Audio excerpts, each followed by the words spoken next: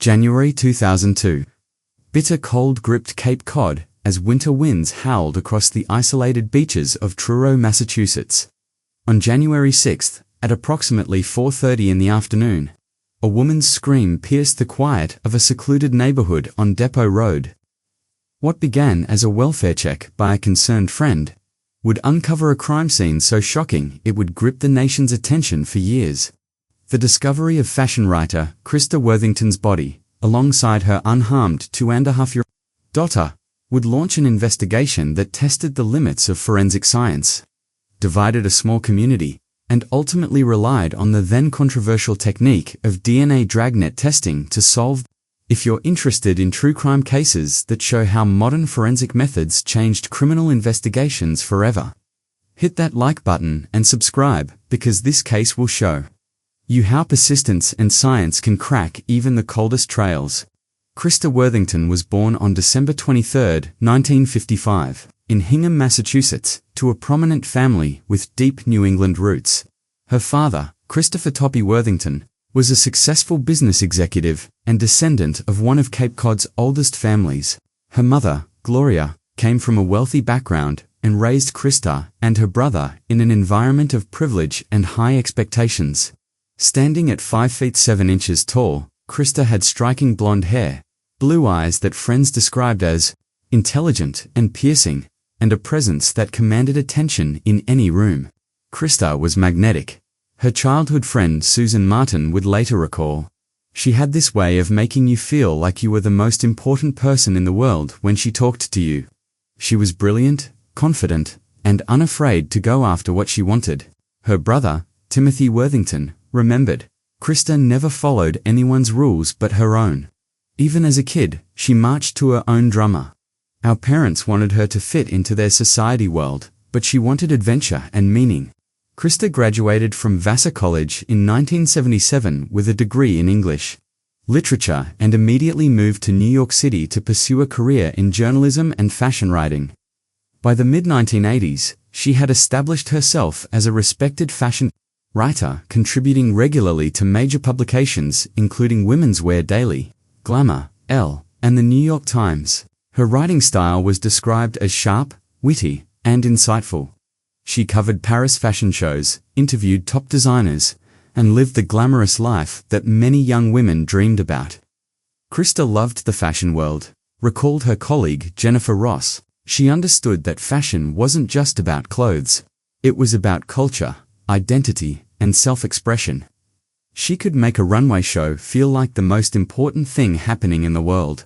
For nearly 2 decades, Christa thrived in Manhattan, living in a small apartment in the West Village, dating various men, and building a successful career. But by the late 1990s, something had changed. Friends noticed she seemed tired of the superficiality of the fashion world and was searching for something more meaningful. In 1997, at age 41, Christa made a decision that shocked her New York friends and disappointed her family. She decided to leave her glamorous career and move back to Cape Cod, specifically to Truro, a tiny town of fewer than 2,000 year-round residents at the outer tip of the Cape. She purchased a small, isolated cottage at 50 Depot Road, a winding dirt lane that led to secluded homes hidden among pine trees and sand dunes.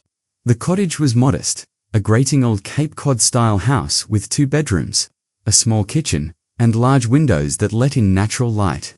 It sat on 2 acres of property, surrounded by woods, offering the privacy and solitude Christa seemed to be seeking. She told me she was tired of the noise and phoniness of New York. Her friend Amanda Lamb explained in a 2002 interview, she wanted to write a novel, to do something more substantial than fashion reporting.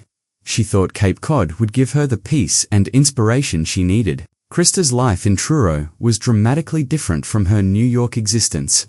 She dressed casually in jeans and sweaters instead of designer clothes. She walked the beaches with her dog, worked on her novel at her kitchen table, and slowly integrated into the small community. But Christa Worthington was not the typical Truro resident.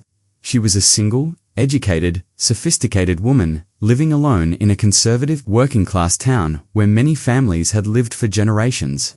Some locals viewed her as an outsider, part of the wealthy summer people who had been changing Cape Cod's character. In 1999, Christa began a relationship that would further complicate her standing in the community and ultimately play a crucial role in the investigation of her murder. She became involved with a local man named Tim Arnold, a shellfish constable and carpenter who was married with children. The affair was passionate but troubled. Arnold was torn between his family obligations and his feelings for Christa. The relationship was on again, off again, causing tension and gossip in the small town where everyone knew everyone else's business. In September 1999, at age 43, Christa discovered she was pregnant. Tim Arnold was the father. The pregnancy forced difficult decisions. Arnold was conflicted, but Christa was determined. She decided to have the baby and raise the child alone if necessary. Christa wanted that baby more than anything. Her friend Jan Worthington, a distant cousin, recalled, "She saw it as her chance to create the family and meaning she had been searching for. She didn't care what anyone thought." On January 3, 2000, Christa gave birth to a daughter she named Ava. The birth transformed Christa's life completely. She devoted herself entirely to motherhood. Writing less and focusing on raising Ava in the isolated cottage on Depot Road, Tim Arnold maintained some relationship with Christa and Ava, visiting occasionally and providing some financial support, but he never left his wife or committed fully to his daughter. By late 2001, their relationship had deteriorated significantly, with arguments about money, parenting, and Arnold's divided loyalties. Truro, Massachusetts in the winter of 2001-2002 was a stark, isolated place. The summer population of over 20,000 tourists had long since departed, leaving only the approximately 1,800 year-round residents who endured the harsh Cape Cod winters. The town covered about 21 square miles at the narrow outer tip of Cape Cod, characterized by rolling sand dunes, pitch pine forests, and miles of stunning but empty beaches. During winter, many homes were shuttered and unoccupied. Neighbors might be hundreds of yards apart, separated by woods and dunes. The main village center consisted of a post office, a general store, the town hall, and a few other essential buildings. Social life revolved around town meetings, church services, and informal gatherings at people's homes. The year-round residents were predominantly working-class people, including fishermen, construction workers, service industry employees, and retirees. Many families had roots in Truro, going back generations. There was a distinct divide between the wealthy summer people who owned vacation homes and the year-round residents who struggled to make ends meet in an economy that largely shut down after Labor Day. Depot Road, where Christa lived, was particularly isolated. The dirt road wound through woods and past only a handful of homes. In winter, it could feel completely cut off from civilization. Christa's nearest neighbors were seasonal residents whose homes were empty from October through May. The closest year-round neighbor was several hundred yards away through dense woods. It was the kind of place where you could scream and nobody would hear you. Former Truro Police Chief John Thomas would later observe. The cottage at 50 Depot Road had no close neighbors watching, no streetlights, and no regular traffic passing by. For someone seeking privacy and solitude, it was perfect. For someone vulnerable to crime, it was dangerously isolated. The days leading up to January 6, 2002 were bitterly cold, with temperatures dropping into the teens at night and barely reaching the mid-30s during the day. Christa had been seen around town in the week after Christmas, shopping at the local market and picking up mail at the post office with Ava. Several people who saw her during those final days would later report that she seemed her normal self, friendly and engaged with her daughter. The last confirmed sighting of Christa alive was on Thursday, January 3, 2002, exactly 2 years after Ava's birth. A neighbor saw her car in the driveway that evening, around 6 p.m. after that. There were no further confirmed sightings, no phone calls answered, no emails replied to, nothing. Friday, January 4, 2002, passed with no sign of Christa. Her close friends knew her routine and expected to hear from her regularly. especially to make plans for Ava's second birthday celebration. When Christa didn't answer her phone on Friday, her friend Amira Chase assumed she might be busy with birthday preparations. Saturday, January 5, 2002, brought growing concern. Multiple friends called Christa's home phone and received no answer. Emails went unreturned. This was completely unlike Christa, who was usually responsive and communicative. Especially about anything involving Ava. Amira Chase called several more times throughout Saturday.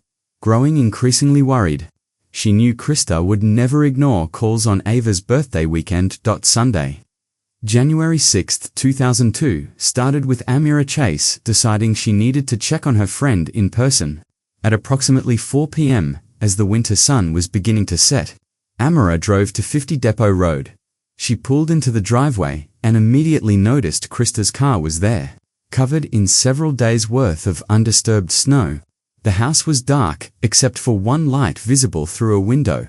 Amira walked to the front door and knocked loudly, calling Christa's name. No response. She tried the door and found it unlocked. Opening the door cautiously, Amira called out again, "Christa, it's Amira. Are you okay?" The house was cold, the heat turned down low. Amira stepped inside and immediately felt something was terribly wrong. The house was too quiet, too still. She walked through the small living room toward the kitchen at the back of the house. As she turned the corner into the kitchen, Amira Chase encountered a scene that would haunt her forever. Christa Worthington lay on her back on the kitchen floor in a large pool of dried blood. She was wearing a white shirt and black pants, both stained with blood. Her eyes were open, staring at the ceiling.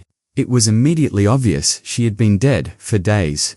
But the most shocking element of the scene was 2.5-year-old Ava, alive, curled up against her mother's body. The little girl looked up at Amira with wide, confused eyes. She was wearing only a diaper and appeared dehydrated and weak. But she was alive. Amira later described the moment.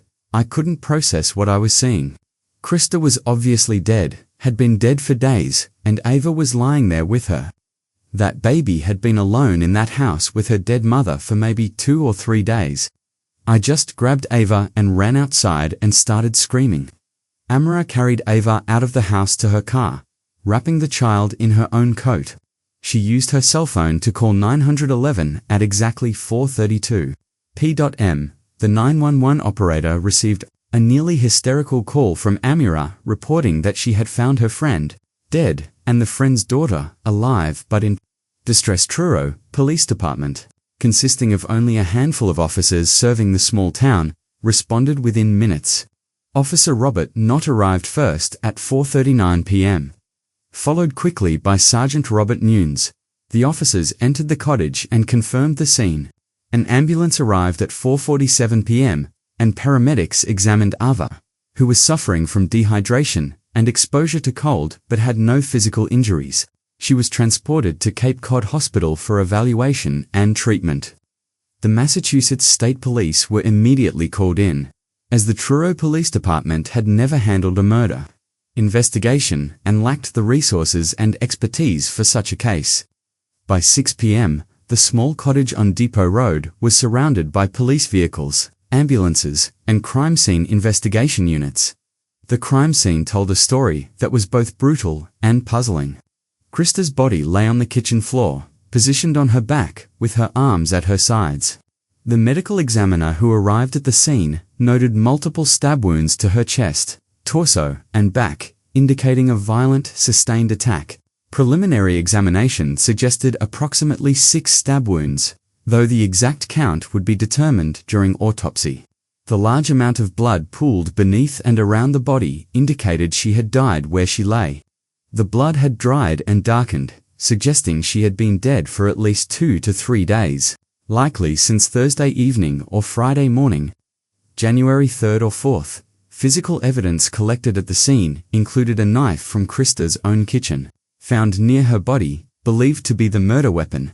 The knife was a common kitchen knife with a 6-inch blade covered in blood. Investigators found no signs of forced entry at any door or window. The front door had been unlocked when Amira arrived, but it was unclear whether it had been unlocked since the murder or if the killer had simply walked out and left it unlocked. There were signs of a struggle in the kitchen area, including overturned items and scuff marks on the floor, suggesting Christa had fought her attacker.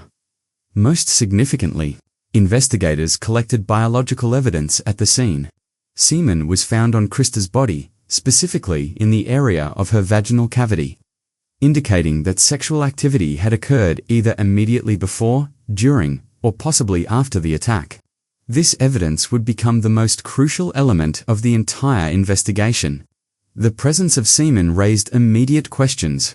Was this evidence of consensual sexual activity that occurred before an unrelated attack, or was the sexual activity part of the attack itself?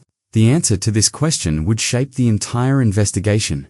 Additional evidence included partial fingerprints found on various surfaces in the house, though many would later prove to be from known visitors and friends.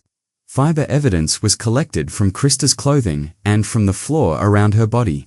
Investigators photographed tire tracks in the snow-covered driveway, though the snow had fallen on multiple days, making it difficult to determine which tracks were relevant. Perhaps most heartbreaking was the evidence of Ava's survival during those terrible days. Investigators found that the 2-year-old had tried to care for herself, getting into cabinets to find food. Crackers and other food items were scattered around the house. Ava had apparently stayed close to her mother's body, lying next to her, calling for her, not understanding why Mummy wouldn't wake up. Child psychologists would later marvel at Ava's resilience and wonder about the long-term psychological impact of those days. We want to hear from you. How would you react if you were in Amira Chase's position? The horror of finding your friend murdered while knowing you needed to save a child. Leave a comment below about the strength it must have taken. The investigation fell to the Massachusetts State Police Detective Unit assigned to Cape Cod, led by Detective Trooper Christopher Mason, a 15-year veteran with extensive homicide investigation experience. Unlike the Sister Catherine Brennan case decades earlier, this investigation had access to modern forensic technology, including DNA analysis, computerized databases, security camera footage from local businesses, cell phone records, and email communications. The investigation team consisted of state police detectives, Truro police officers who knew the local community, and forensic specialists from the state crime lab. From the beginning, investigators understood this was a case that required both high-tech forensic work and old-fashioned detective work in a small community, where secrets were closely guarded. From the beginning, investigators identified several individuals who required close examination. The first and most obvious person of interest was Tim Arnold, age 32, the father of Ava and Christa's former boyfriend. Arnold was a Truro native, a shellfish constable who monitored and managed the town's shellfish beds, and a carpenter who did odd jobs around the Cape.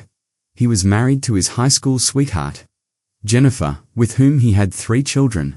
Arnold's relationship with Christa had been tumultuous and complicated by his divided loyalties between his wife and family and his daughter, Ava. Investigators discovered that Arnold's relationship with Christa had deteriorated significantly in the months before her death.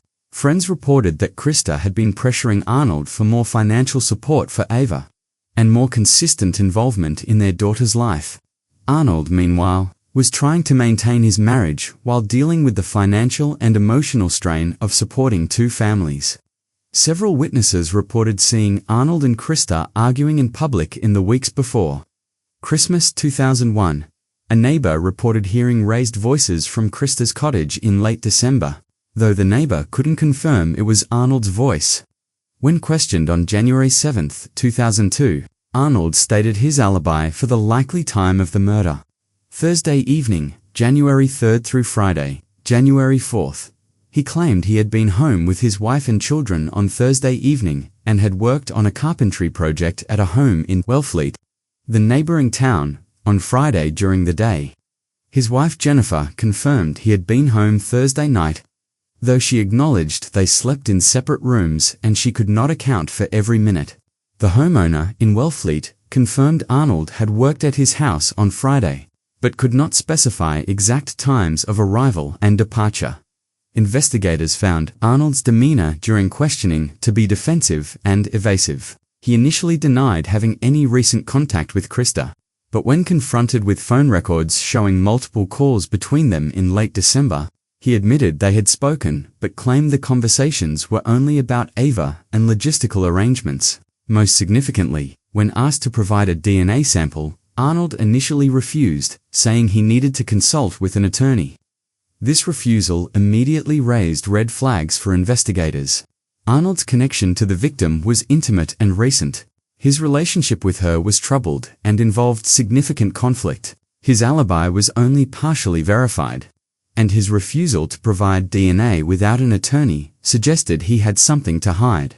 However, investigators also recognized that Arnold had no history of violence, was well known and generally respected in the community despite the affair, and had no obvious motive to kill Christa.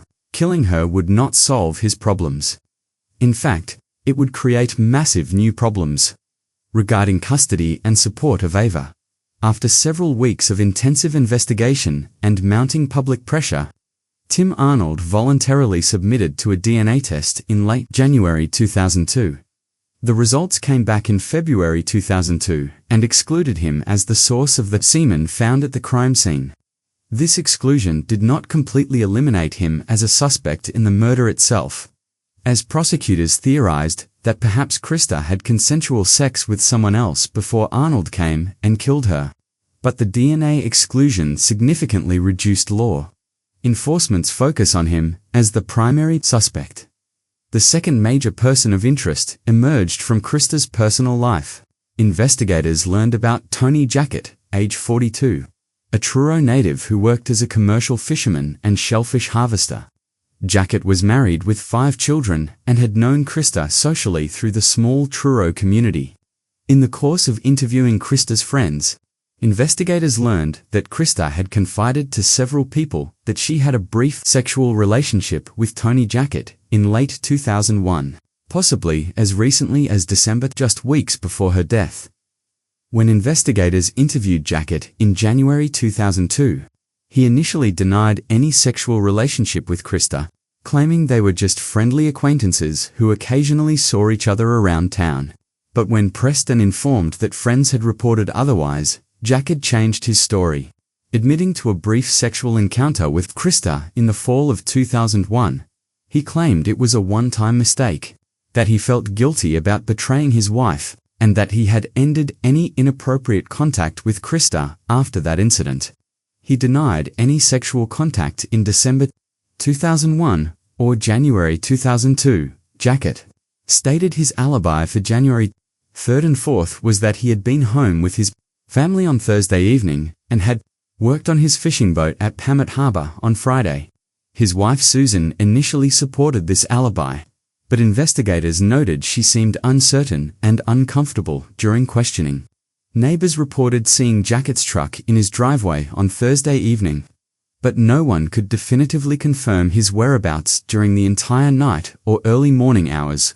Investigators found Jackett's changing story about his sexual relationship with Christa to be suspicious. His initial denial, followed by admission, suggested he was hiding something.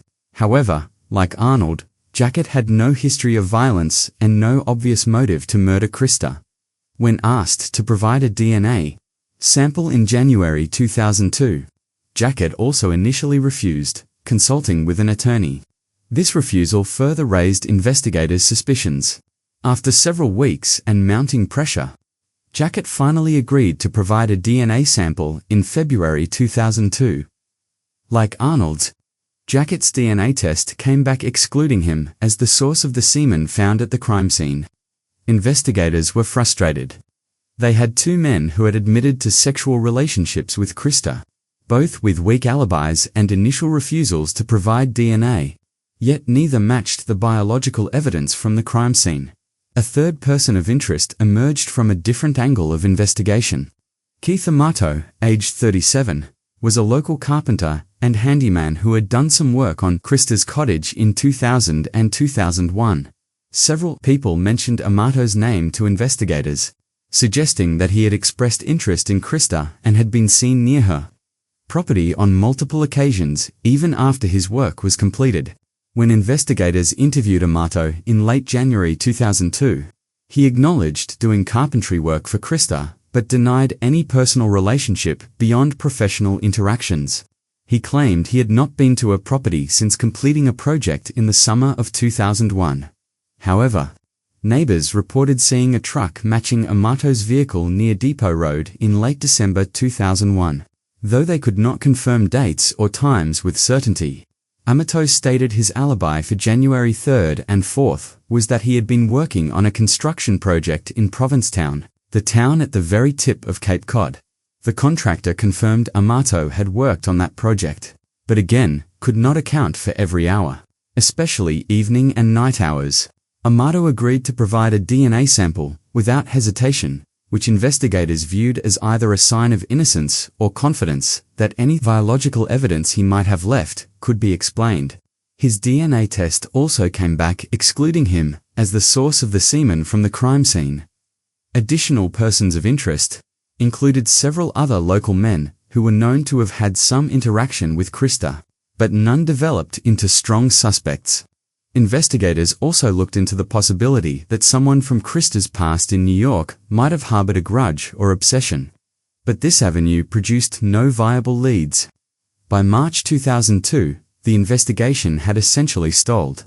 Investigators had DNA evidence that should have been able to identify the killer, but they had tested everyone with an obvious connection to Christa and found no match. The physical evidence continued to be analyzed throughout the spring of 2002. The autopsy report, completed by the state medical examiner, determined that Christa had died from multiple stab wounds, with the cause of death listed as homicide by sharp force trauma. The autopsy confirmed 6 distinct stab wounds, 3 to the chest that penetrated the heart and lungs, 2 to the abdomen, and 1 to the back. The medical examiner determined that Christa would have died within minutes from the chest wounds. Toxicology reports showed no drugs or alcohol in her system at the time of death. The time of death was estimated based on body temperature, rigor mortis, and stomach contents to be between 6 p.m. Thursday, January 3rd, and 6 a.m. Friday, January 4th. Most likely in the evening hours of Thursday. Crucially, the medical examiner found no evidence of forcible rape. There were no tears, bruises, or trauma to the genital area that would indicate sexual assault. This finding suggested that the sexual activity evidenced by the semen had been consensual, though it could have occurred immediately before a sudden violent attack. The DNA analysis of the semen sample was the most important evidence in the case. The Massachusetts State Police Crime Lab extracted a complete DNA profile from the sample, providing investigators with a genetic fingerprint of whoever had been intimate with Christa around the time of her death. The DNA profile was run through the Combined DNA Index System, which contains DNA profiles from convicted offenders and arrestees across the United States. The search came back with no matches. This meant that whoever left the DNA at Christa's house had never been convicted of a felony requiring DNA submission, had never been arrested in a state that collected DNA from arrest, or had committed their crimes before DNA collection became standard practice. By May 2002, the investigation had generated thousands of pages of reports, interviews, and forensic analyses, but no arrest. The case was receiving significant media attention, both locally and nationally. Christa's background as a New York fashion writer, the brutal nature of her murder, and the heartbreaking detail of her toddler surviving for days beside her body made the case irresistible to news outlets. The Worthington family, devastated by Christa's murder, struggled with grief while also dealing with the complex issue of Ava's custody. Christa's father, Toppy Worthington, age 72, and his second wife, Sylvia, fought for custody of Ava against Tim Arnold, the biological father. The custody battle was bitter and public, adding another layer of tragedy to the case. Eventually, after months of legal wrangling, a judge awarded custody to Toppy Worthington, determining that Ava's best interests would be served by being raised in a stable, affluent household rather than with Arnold, whose life was complicated by his divided family situation and limited financial resources. By the summer of 2002, With no breaks in the case, investigators made a controversial decision that would ultimately solve the murder but would also raise significant legal and ethical questions. District Attorney Michael O'Keefe and lead investigator Detective Mason decided to conduct a DNA dragnet, a mass DNA testing of a large number of men in the Truro area. The concept was both simple and controversial. Since the killer's DNA was not in any database, investigators would ask men in the community to voluntarily provide DNA samples for comparison. The theory was that the killer was likely someone local, someone who knew Christa, her routines, and her isolated living situation. If they could test every adult male in Truro and surrounding towns who fit a basic profile, they might find their match. In August 2002, investigators announced the DNA dragnet. They requested that all men between the ages of 16 and 60 who lived in or frequently visited Truro come forward to provide voluntary DNA samples. The request was unprecedented in Massachusetts and raised immediate concerns from civil liberties advocates who argued that it violated Fourth Amendment protections against unreasonable search and seizure. The American Civil Liberties Union issued a statement warning that voluntary DNA dragnets often aren't truly voluntary, as refusal to participate makes someone look suspicious even if they're innocent.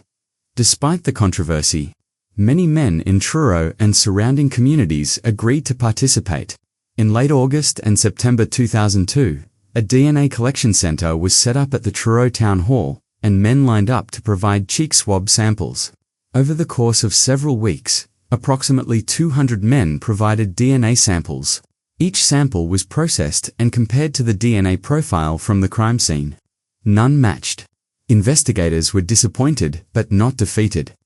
They expanded their request, asking men in neighboring towns and anyone who had done business with Christa or worked in Truro during the relevant time period to come forward.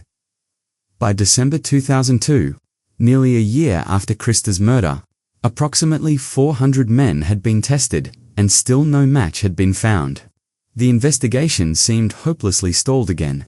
Then, in January 2003, investigators received information that changed the direction of the case. A woman named Chrissy Martell, who worked as a waitress at a restaurant in Provincetown, contacted police with information about Christopher McCowen, age 32. A garbage collector who lived in Provincetown and worked routes that included Truro. Martell told investigators that McCowen had made comments that troubled her. She reported that in the days after Christa's murder became public news, McCowen had been unusually interested in the case, asking questions about the details and repeatedly bringing up the topic. Martell said McCowen had also made an odd comment about how the killer probably didn't mean to kill Christa, that it probably got out of control. When Martell asked why he thought that, McCowen allegedly became uncomfortable and changed the subject. Martell also told investigators that McCowen had mentioned doing odd jobs in Truro and might have known where Christa lived.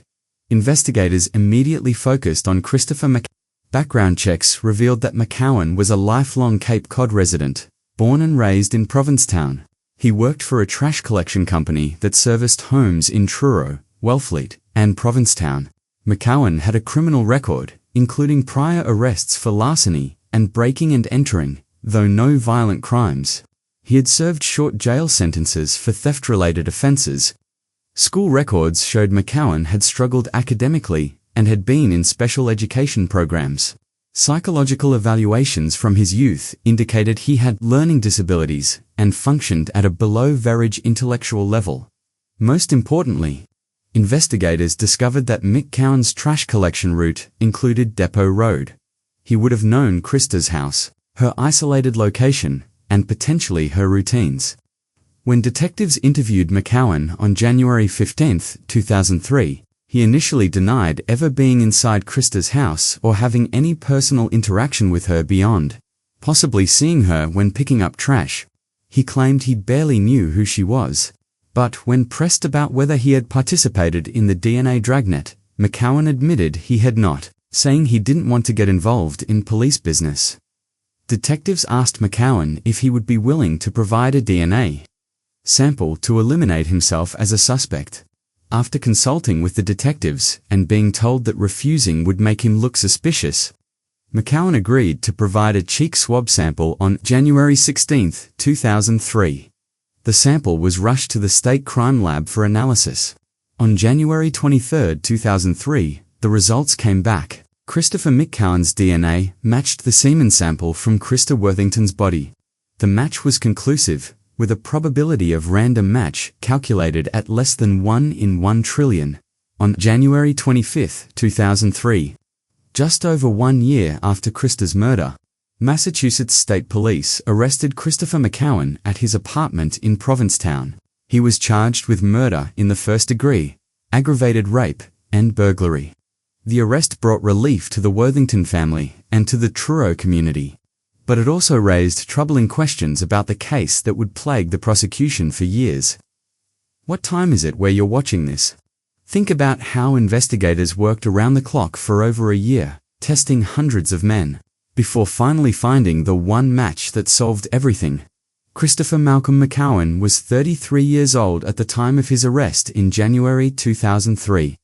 Born on June 12, 1969, in Hyannis, Massachusetts, McCowen had grown up in difficult circumstances that left him educationally and economically disadvantaged. His mother, Barbara McCowen, raised Christopher and his siblings primarily as a single parent after his father left the family when Christopher was young. Barbara worked multiple low-wage jobs to support the family, and the children often lacked supervision and stable home life. Christopher struggled in school from an early age.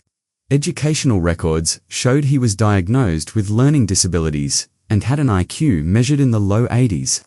Considered borderline intellectual functioning, he was placed in special education classes throughout his schooling and dropped out of high school in 10th grade without obtaining a diploma or GED. After leaving school, McCowen worked various manual labor jobs, including landscaping, construction cleanup, and eventually, trash collection. His employment history was spotty, with frequent job changes and periods of unemployment. McCowen's criminal record began in his late teens with arrests for petty theft and breaking into summer homes during the off-season. He served several short jail sentences, typically 90 days to 6 months, for these offenses. Friends and family described McCowen as a follower rather than a leader, someone who was easily influenced by others and made poor decisions. Christopher wasn't a bad person, his mother would later tell reporters. He wasn't violent. He had a hard life and made mistakes, but he wasn't capable of murder. I know my son. At the time of Christa's murder, McCowen was working for a small trash collection company owned by a local businessman. His route included residential homes in Truro, Wellfleet, and Provincetown. According to his employer, McCowen was a reliable worker who showed up on time and did his job without complaint. Co-workers described him as quiet and somewhat simple, not someone who caused trouble. McCowen lived alone in a small apartment in Provincetown, near the commercial area of town. He had no wife or children, few close friends, and spent most of his free time watching television or hanging around a few local bars. The question that would dominate McCowen's trial was, what was his relationship with Christa Worthington, and what happened in her kitchen on January 3rd or 4th, 2002? The DNA evidence proved conclusively that McCowen had sexual contact with Christa around the time of her death, but the circumstances of that contact, and whether he was the person who stabbed her to death, were questions that would generate fierce debate. After his arrest, McCowen was held without bail at the Barnstable County Correctional Facility. On January 27, 2003, he appeared in Orleans District Court for arraignment, where he pleaded not guilty to all charges. The case was assigned to the Massachusetts Superior Court for Cape and Islands County, with Judge Gary Nickerson presiding. The prosecution team was led by Assistant District Attorney Robert Welsh, III, an experienced prosecutor who specialized in major felony cases. The defense team included court-appointed attorney Robert George and later attorney Christopher Carney, both public defenders with experience in murder cases. The prosecution's theory of the case was straightforward and damning. They argued that Christopher McCowen, while collecting trash on Depot Road on January 3, 2002, decided to approach Christa Worthington's house, He may have been working, or he may have returned after his work shift ended. Either way, he encountered Christa, possibly knocking on her door with some pretext for being there.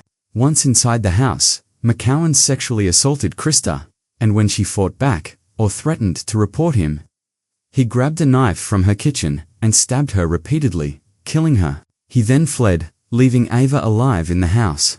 The prosecution argued that the DNA evidence was irrefutable proof that McCowen had been intimate with Christa at the time of her death, and that the circumstances, his criminal history, and his initial lies to police all pointed to his guilt. The defense's theory was more complicated and challenged the prosecution's narrative on multiple fronts.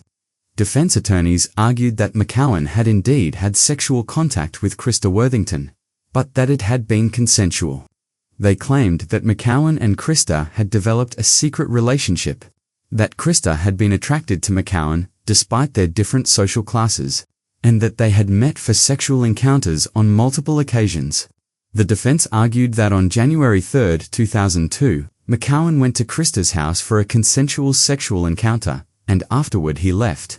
Later, someone else came to the house, argued with Christa, and killed her. The defense suggested that the real killer might have been Tim Arnold, still angry about their disputes over money and parenting, or possibly Tony Jackett, or another man from Christa's complicated personal life. The defense also raised concerns about McCowen's intellectual disabilities and the interrogation process. They argued that McCowen had been pressured by police into making incriminating statements, and that his limited intellectual capacity made him susceptible to coercion and suggestion.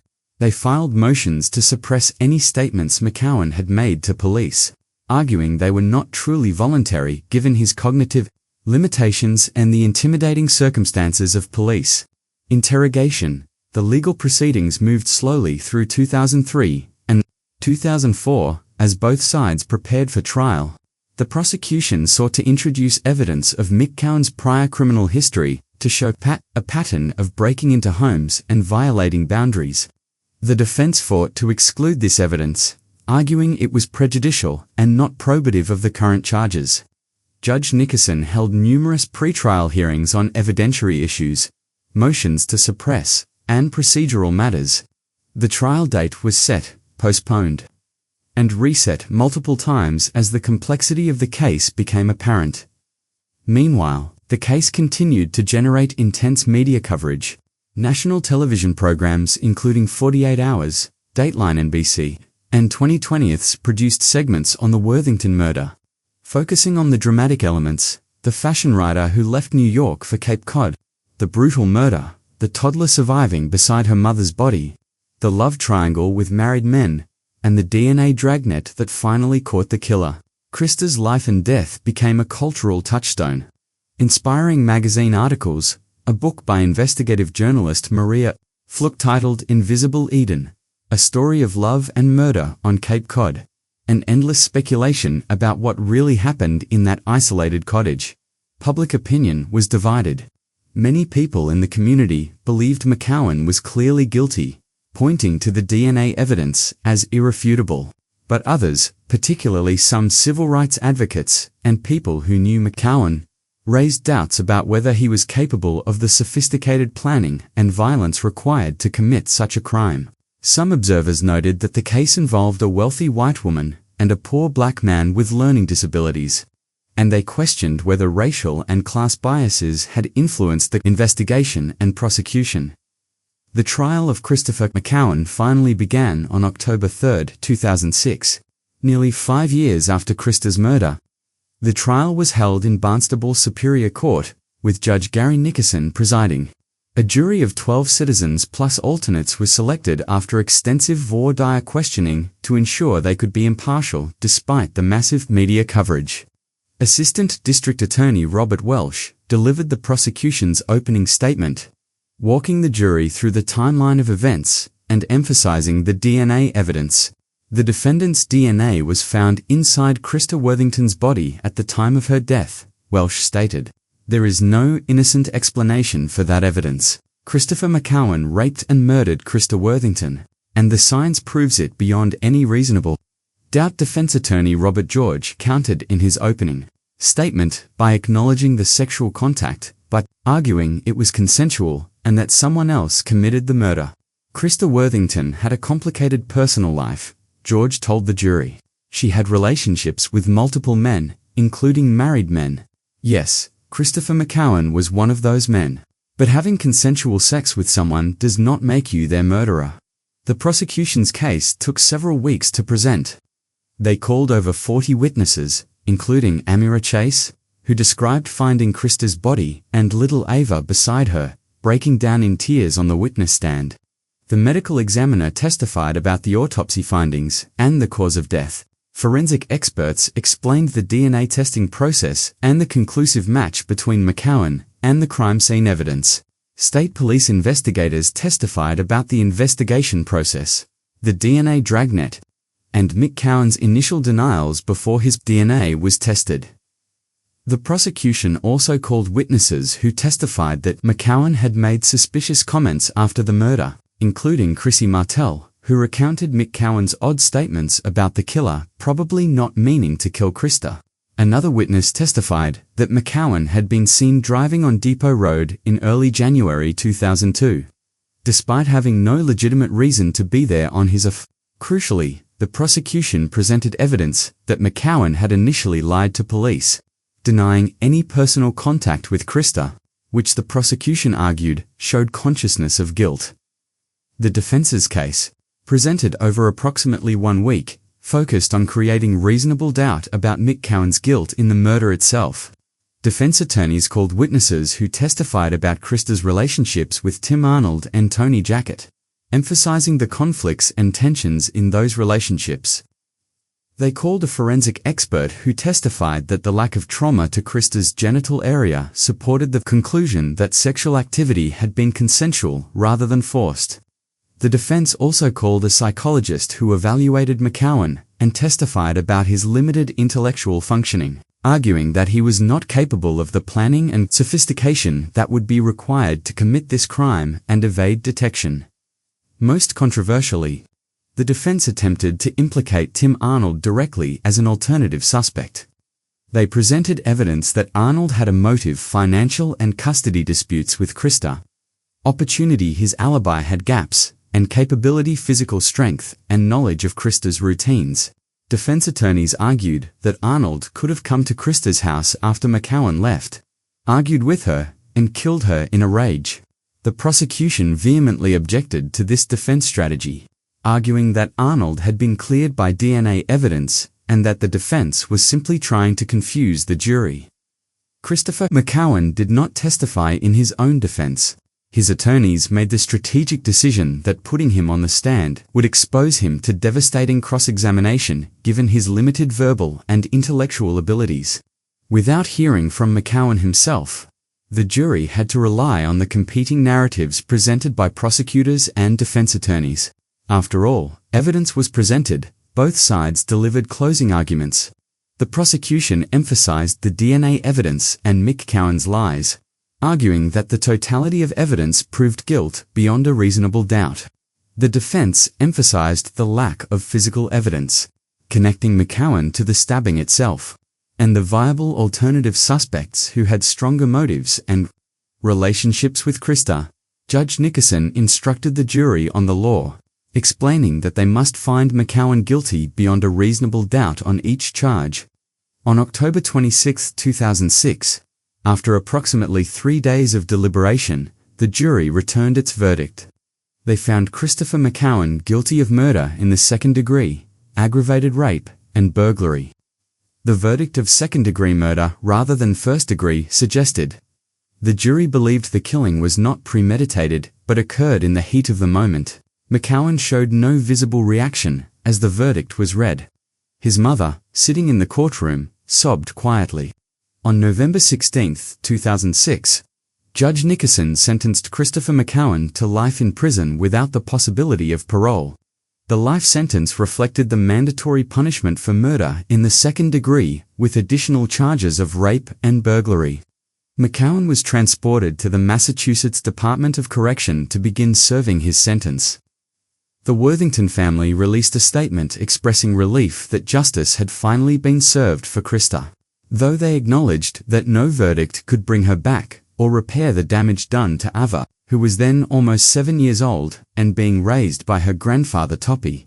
But the case was far from over. McCowen's defense attorneys immediately filed appeals, arguing that McCowen had not received a fair trial. Over the next several years, multiple appeals raised various issues, including the admissibility of certain evidence, the jury instructions, and, most significantly, claims that the prosecution had withheld exculpatory evidence and that there had been prosecutorial misconduct. One major appeal focused on the fact that a prosecution witness, a woman who testified about seeing McCowen's vehicle near Christa's house, was later revealed to have given inconsistent statements to police that were not disclosed to the defense.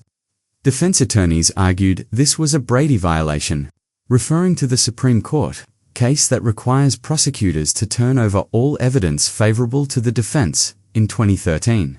After years of appeals, a significant development occurred. The Massachusetts Supreme Judicial Court overturned one of McCowen's convictions, the burglary charge, ruling that the evidence did not support that he had broken into Christa's house with intent to commit a felony. The court found that if the sexual activity was consensual, as the defense argued, and if McCowen had entered through an unlocked door with Christa's permission, then the burglary charge could not stand. However, the court upheld the murder and rape convictions, ruling that the DNA evidence and other circumstantial evidence were sufficient to support the jury's verdict. The issue of race and class bias in the case has been discussed extensively by legal scholars and civil rights advocates. Some argue that McCowen was convicted largely because of who he was, a poor black man with a criminal record and learning disabilities, accused of killing a wealthy, white educated woman. They point out that the prosecution's theory required the jury to believe that a brief sexual encounter between Christa and McCowen somehow escalated to brutal murder. Despite there being no prior relationship, no known conflict, and no clear motive, critics argue that the jury may have found it easier to believe McCowen was a rapist and murderer because of racial and class stereotypes about black men and violence. Others, including the prosecution and many in law enforcement, argue that the evidence spoke for itself. McCowen's DNA was inside Christa's body at the time of her death. He initially lied about having any contact with her. He had a criminal history of breaking into homes, and the defense's alternative theory that Christa had a secret consensual affair with her trash collector seemed far less plausible than the straightforward explanation that he assaulted and killed her. Supporters of the conviction argue that justice was served and that attempts to inject race into the discussion are misguided. Distractions from the facts. As of 2024, Christopher McCowen remains incarcerated in Massachusetts, serving his life sentence. He continues to maintain his innocence of murder, though he has acknowledged the sexual contact with Christa. Ava Worthington, now an adult, was raised by her grandfather Toppy and his wife, growing up in a privileged environment far removed from the tragedy of her early childhood. The Worthington family has maintained privacy around Ava, and she has not spoken publicly about the case or her memories of that terrible time. The case of Christa Worthington's murder remains one of the most discussed and analyzed cases in Massachusetts criminal history. It has been the subject of countless articles, books, television programs, and academic discussions about forensic evidence, DNA dragnets, class and race in the criminal justice system, and the complex private lives that can exist behind public facades. The isolated cottage on Depot Road where Christa lived and died has changed ownership multiple times, with each new owner aware of its dark history. The case serves as a reminder that even in small, seemingly safe communities, violence can intrude, and that justice, when it comes, often brings as many questions as answers.